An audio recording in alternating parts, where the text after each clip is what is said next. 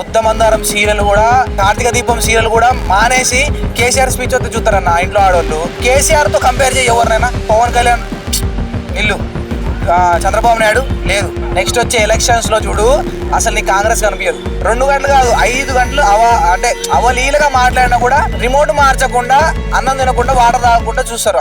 చెప్పండి బ్రో, పోటాపోటీగా కేసీఆర్ సభ పెట్టిన రోజే రేవంత్ రెడ్డి గారు పెట్టారు, ఏం చెప్తారు మీరు? అన్న, కేసీఆర్ గారిని చూడడం కోసమే చాలా మంది వెయిట్ చేస్తున్నారు తెలంగాణలో.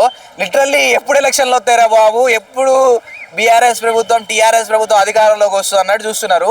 కేసీఆర్ గారు ఒక మీటింగ్ పెట్టినా, ఒక సభ పెట్టినా, నువ్వు అక్కడ బ్లాక్ బస్టర్ సినిమా ఫ్రీగా వేసినా కూడా ఎవరు చూడరు, అటు మీటింగ్లోనే పోతారు. అంత డిమాండ్ ఉంది. ఆయన 2 గంటలు కాదు 5 గంటలు అవలీలుగా మాట్లాడినా కూడా రిమోట్ మార్చకుండా, అన్నం తినకుండా, వాటర్ తాగకుండా చూస్తారు. అంత అట్రాక్టివ్ ఉంటాయి ఆయన మాటలు అట్లా. అసలు ఒక చిన్న బ్లాక్ బస్టర్ సినిమా చూసినట్టు ఉంటుంది. సో ఆ టైంలో రేవంత్ రెడ్డి గారు పెట్టడం వల్ల డబ్బులు పొక్క తప్పే ఉండదు. ఎందుకంటే పండబెట్టి తొక్కుతా, నిలబెట్టి తొక్కుతా, నారదిత్తా, పేగులు మల్లెత్తా, నెత్తినేసుకుంటా. కానీ నిజంగా కేసీఆర్ కోసం తెలంగాణ ప్రభుత్వం అయితే బాగా వెయిట్ చేస్తుంది. కేసీఆర్ కోసమే వెయిట్ చేస్తుంది. లిటరల్లీ బీఆర్ఎస్ ప్రభుత్వం టీఆర్ఎస్ ప్రభుత్వం కోసమే కేసీఆర్ కోసం వెయిట్ చేస్తుంది.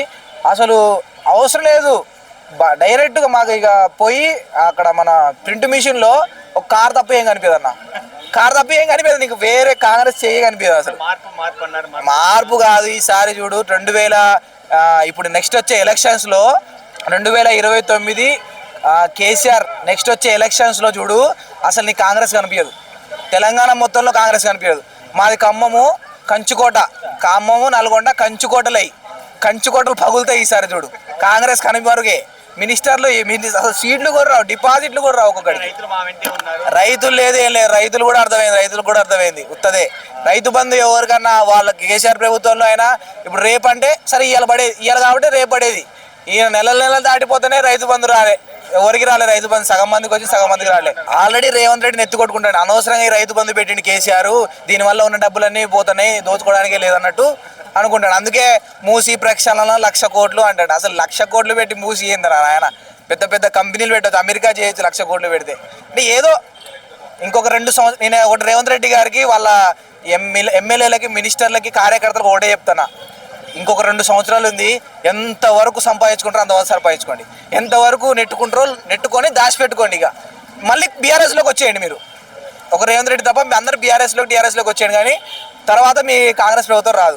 సభ గురించి ఏం చూడొచ్చు అంటే, సభకు రాకుండా గుంతలు అవుతున్నారు, రోడ్లు మొత్తం నవ్వేసినారు, ఒక సైడ్ మొత్తం. ఏం చెప్తారు దాని గురించి? ఎందుకంత బాగా కక్ష? ఎన్నైనా చేయని అన్న, అవన్నీ కేసీఆర్ లైటు, పిచ్చ లైట్, అలాంటివి చూస్తున్నాడు ఆయన. సో కేసీఆర్కి అన్ని లైటు. ఈ రేవంత్ రెడ్డి గారు, నువ్వు కేసీఆర్ నువ్వు వస్తావా రావు, అసెంబ్లీకి వస్తావా రావండి, అసలు ఆయన వినట్లే. యూట్యూబ్ లో కూడా వ్యూవర్షిప్ కేసీఆర్ లైవ్ ఎక్కువ చూస్తున్నారు, రేవంత్ రెడ్డి తక్కువ చూస్తున్నారు. ఇగో ముద్దమందారం సీరియల్ కూడా, కార్తీక దీపం సీరియల్ కూడా మానేసి కేసీఆర్ స్పీచ్ వస్తే చూస్తారన్న ఇంట్లో ఆడవాళ్ళు. అంత కనెక్షన్ ఉంది వాళ్ళకి. సో మా లాంటి ఏజ్ వాళ్ళు థియేటర్లో సినిమా ఉందంటే, ఇలా కేసీఆర్ సభ ఉందంటే కేసీఆర్ సభ చూస్తారు. అంటే అంత థ్రిల్ ఉంటుంది దాంట్లో, అంత అట్రాక్టివ్ ఉంటుంది, ఆ మాటల్లో అంత పవర్ ఉంటుంది. సో ఖచ్చితంగా వ్యూవర్షిప్ ఎక్కువ ఉంటుంది. అంటే ఇక విని విసుకొచ్చింది ఆయన మాటలు విని విసుకొచ్చింది. ఇంకోటి అంత ఇంట్రెస్టింగ్ ఏమి ఉండవు కంపేర్ టు కేసీఆర్. అసలు ఎవరి మాటలు ఏ సీఎం మాటలు ఇంట్రెస్టింగ్ ఉండవు అన్న. నువ్వు అసలు కేసీఆర్తో కంపేర్ చేయి ఎవరినైనా. పవన్ కళ్యాణ్ ఇల్లు, చంద్రబాబు నాయుడు లేదు. ఆయన స్పీచ్ పెట్టి నువ్వు పక్కన ఎవరైనా స్పీచ్ పెట్టు, 10 నిమిషాలు కూడా చూడవు. మోడీ గారు మాట్లాడింది నేను ఎన్నో సంవత్సరాల నుండి విందాం అనుకుంటాను, నాకు అర్థమే కాదు. 5 నిమిషాల కంటే ఎక్కువ చూడలేను.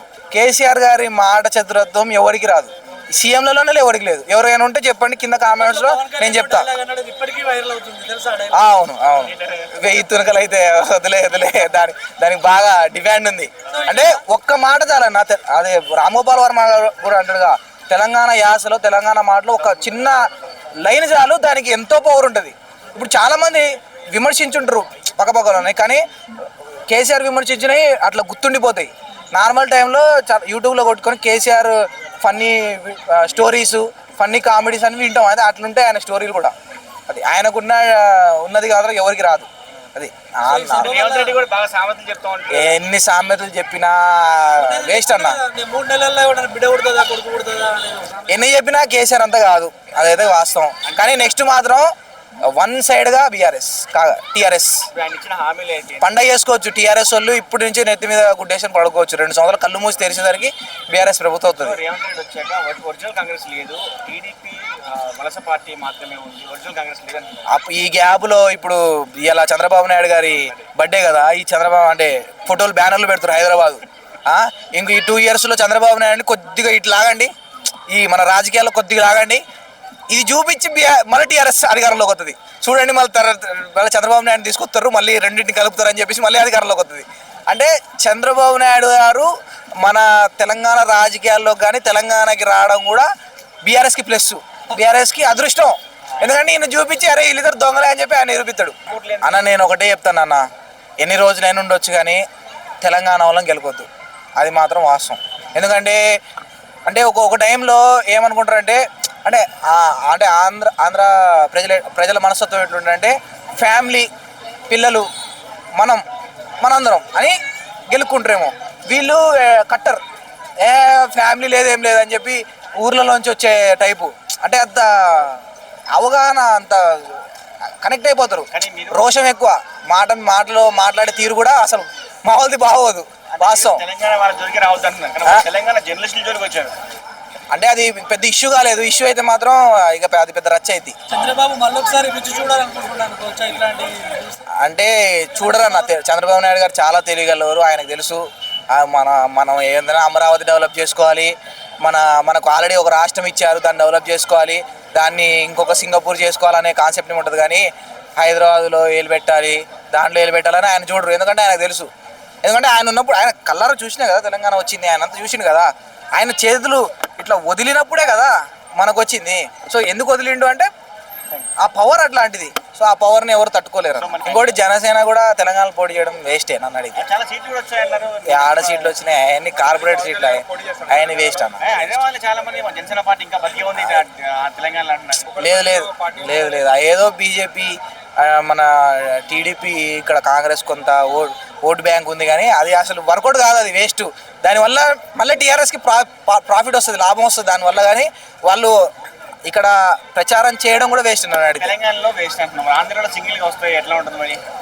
ఆంధ్రాలో సింగిల్గా వస్తే ఆయన రారన్నా అన్న, ఆయనే రానంటే మళ్ళీ మనం ఏడ వస్తుంది అనుకుంటాం. ఆయనే నేను వస్తా అని ఒక మాట అనమను, మేము ఇట్లా ఆకాశానికి ఎత్తుతాం, మేమే చెప్తాం వచ్చిండు కొట్టేసిండు సీఎం అంటాం. ఆయన నోట్లోంచే రావట్లేదు సీఎం అయితే అని మనం ఎట్లా చెప్తాం? కర్మ అన్న. చంద్రబాబు నాయుడు గారు ముగ్గురు కొడుకులు, ఎన్టీఆర్ ముగ్గురు కొడుకులు, సొంత కొడుకులే రానియకుండా ఆయన వచ్చిండు, వేరే వాళ్ళు రానిస్తారా అన్న? ఇప్పుడు కాదు, చంద్రబాబు నాయుడు గారు కుర్చీలో ఇంకొక 20 సంవత్సరాలు వచ్చి కుర్చీలో పడిపోయినా కళ్ళు తెరుస్తున్నా కూడా రానియాడు. కళ్ళు ఇట్లా తెరుస్తున్నాయి అనుకో రానియాడు. ఎప్పుడైతే కళ్ళు మీద అప్పుడు వస్తుందేమో తెలియదు, కానీ కళ్ళు తెరిచినంత రానియాడు. టీడీపీ వస్తే మాత్రం నెక్స్ట్ నారా లోకేష్ అంటే చంద్రబాబు నాయుడు గారు ఉంటారు. ఒకవేళ వద్దు అనుకుంటే నారా లోకేష్ వస్తాడు, పక్కా వస్తాడు. పవన్ సపోర్ట్ చేస్తాడు నారా లోకేష్ కి. వీళ్ళిద్దరు కొట్టుకుర్రంటే ఆయన వస్తాడు. ఇక సీఎం కావాలి అని చెప్పి అందరూ కళ్ళు అంటున్నారు, మరి సీఎం అవుతారా కదా పవన్ కళ్యాణ్? అన్న ఆయన అనుకుంటే అవుతాడు అన్న, ఫ్యాన్స్ కాదు, ఆయన అనుకుంటే అవుతాడు. ఆయన అనుకోవాలి, పార్టీలోంచి రావాలి, అదంతా ఇప్పుడు ఆయన అనుకోవట్లేదు.